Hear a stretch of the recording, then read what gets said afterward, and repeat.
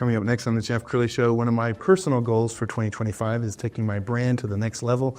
We're going to learn from an expert on the high performance method. That's just ahead.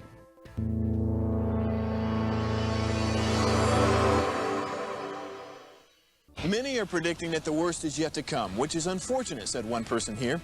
Until now, they've enjoyed the reputation of being the nation's icebox. Watched a burglar in his home this morning by webcam. As a journalist of over 25 years, stories are what make my world turn. Reporting live from the Dallas newsroom tonight, Jeff Crilley, Fox 4 News. But in 2008, I took the jump from my familiar life and started a PR firm from my home. We're talking about anyone with a camcorder like the one I'm using becomes a television network. We started slowly growing the company, and we now have over 100 clients, and we've branched into the world of live digital broadcasting. I now own 8 different TV studios and have a huge team, and the stories that I now get to share are sometimes the most important of my life. Life has a funny way of coming around full circle. This is the Jeff Crilley Show. Well, I think we all get kind of stuck in a rut. We're doing the same thing, and there's that old saying, if you keep doing what you've always been doing, you're only going to get what you've already done. And that's when you sometimes bring in a high-performance coach, like my next guest. Rob Zweerman is a friend of mine. He was on my show about a month ago from our Austin studios, and you happened to be in town on some business, and I said, you got to come in studio. So, Rob, thanks for coming on the show. Thank you so much, Jeff. It's great to be in person. I've seen the Austin production and the amazing studio that you're building over there, but this is a whole nother level, so I appreciate it. You're very kind. Okay, high performance method. What does it mean? High performance method. I get this question a lot because people, they have heard about high performance, but they haven't really been able to put it into context. So the high performance method, I have to kind of take us back to how it all began for me. But I was born and raised in the Netherlands. And as a young person, I went to college, followed the path that society set out. And I knew from a very young age that I was unemployable. I laugh about that because it just never felt right to me to just, do what is expected of you and follow that standard path that a lot of people are taking. And so I knew that there was something more for me. But throughout those years, I was trying to figure out what I wanted to do and obviously making a lot of mistakes in that process. And that was before I even knew that, coaching, mentorship, it exists for business too. I always played sports at a high level, so I was familiar in that context to have coaches and mentors around you to tell you what to do, but never considered that could apply to business as well. So essentially, the high performance method became a blueprint, something that I started documenting, right? The lessons that I've learned, the failures along the way, the people that I met, and the successes as well. And I started to document that in a way that I could learn from my own mistakes, right? They say smart people learn from their own mistakes. And little by little over the years, that really started to build into this massive book. I'm close to 250 pages of documentation. Wow. And then much later on, I had to organize all of it, and that's where I started to see a framework around this. And what started out as a method to first teach our internal staff in how to avoid some of the mistakes that I made on my own without any guidance and coaching, we started then teaching that to other businesses and entrepreneurs that would come to us with their problems and their challenges, and we realized it works for them too. And so that's the long version of what the high performance method allowed us to do. And it's really a documented bookwork of like successes, failures, life lessons. And you can apply this to your personal life as well as in your business. Yes. We're going to pull up his website, and I want you to talk about the kinds of clients you like to work with. Yeah, so thank you for pulling this up. So the high performance method is basically centered around everything we do. And so the types of people we like to work with are people that have built a business, they have a product or a service, but they have plateaued. I heard one of your other guests speaking about this concept, and this happens a lot. And that's when we say, you got to talk to some people to have that extra set of eyes that have walked the path that you want to go and offer solutions, right? Bridge that gap. And so that's what the high performance method is. So on our website, you will find a lot of resources that can fill different gaps. So depending on where you're at, depending on what your specific needs are, we have resources, including we have a virtual experience that we allow people to participate for free. And it's really just everything from the high performance method that we're teaching as a mindset tool to create clarity and vision, especially now, January 2025, right? This is the moment where you want to implement, refresh your perspective so you can bridge those gaps. Absolutely. I urge you to go hit to social media because there's all these testimonials, literally dozens and dozens. I found one that I really like. Let's go ahead and roll that. Hi, my name is Tej Patel and I run a video production company, and I've been working with Rob for several years now. Me and Rob started working with a few clients early on, and we only grew from there and ended up working on many different projects with so many different clients and growing from small productions to really doing a high number of higher quality productions. And what that led me to do was go from being a one-man show to now having to deal with so many different productions. And during that time, Rob really helped me out when my business was really facing this process of growth that I had never faced before. Rob really helped me out through that process by using his knowledge and really giving me great advice in terms of how to use systems and processes, how to delegate tasks, how to stay on top of deadlines, and so many other different things we would often talk about in terms of how I could efficiently grow my business and, you know, have people that I delegate tasks to so that I could focus on growing the business while the projects were getting taken care of at the same time. And so Rob has been tremendous to work with as just a business partner as well, because he's always been super understanding of things while at the same time pushing me to make sure that we are hitting the standard, we're hitting great quality work, but at the same time being understanding to the growth process. And really, I look at him like a mentor when it comes to that. And our relationship has been absolutely amazing. I would definitely recommend working with Rob. He's very knowledgeable about how businesses grow, how businesses scale, how to set up systems and processes, and just be a more efficient person. So thank you so much. Take care.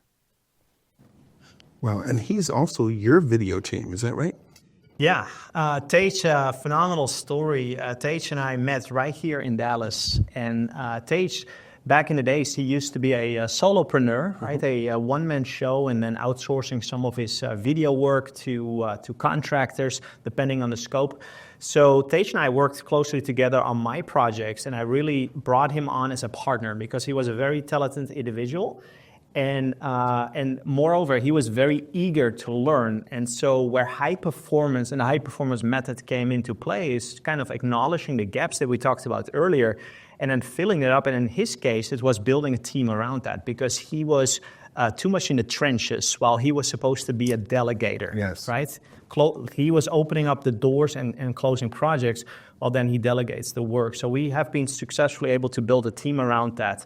And we have been enjoying this relationship for, I think, over 6 or 7 years even. Wow. Tej is definitely a success story, and really enjoyed that journey together. And it must be so gratifying to watch him grow as an entrepreneur.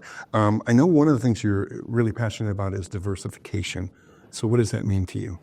I love that you're asking because you might relate to this story, Jeff, but there will be a point in time where you build a business, whatever that is, a business, a product, a service, but at some point, everything just starts looking the same, right? Like you have been doing this for a number of years. There's no more innovation happening, right? So you kind of plateau at that level of growth. So diversification, like our philosophy around that is that we take a look around your life because a business is meant to serve as a vehicle to live your ultimate potential, right? It's meant to serve you not just as a vehicle to generate money or revenues, but as a vehicle to live out your best life. So diversification relates to the aspect of asking yourself what's next. Because if you hit, let's say, a certain revenue number in your business, well, money is a tool, right? It's a resource to make plays, to be in the game. Sure. And so you've got to ask yourself the question, what's my next 5 to 10 years going to look like? And you might be at the peak of your momentum right now in business, but you have to take a look into the future and say, where's my next journey heading towards? And then using that money perhaps as a resource to open up new doors. And in my case, it started with several investments, and we ended up in commercial real estate, where a lot of my time is spent right now. And it allowed us to strengthen our current portfolio of businesses, right? It gave us a very strong foundation while we continue pouring time and resources into these investments to grow long-term wealth.